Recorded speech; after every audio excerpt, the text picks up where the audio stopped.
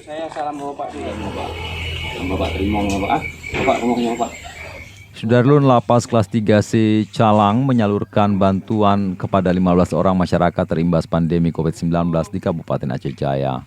Paket bantuan sembako berupa beras, minyak, dan perlengkapan mandi serta beberapa jenis kebutuhan lainnya. Kalapas Calang Rusli menjelaskan paket sembako tersebut diberikan secara simbolis langsung ke 15 kakak di sejumlah desa sekitar lapas.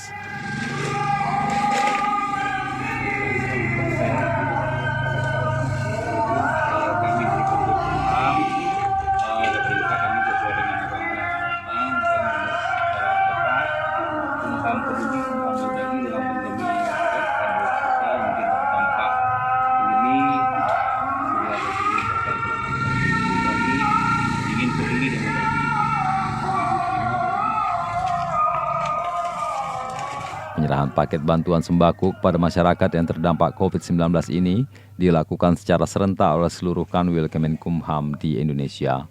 Diharapkan dengan menerima sembako tersebut dapat meringankan beban warga desa yang terdampak COVID-19. Kemak salah kadari kebab no. Mudah-mudahan yang turun. Pilihan untuk memberi rezeki dari kamu Pak. Dari Calang, Rizky Bintang, Serambi TV. Bapaknya. Ya, oke Pak.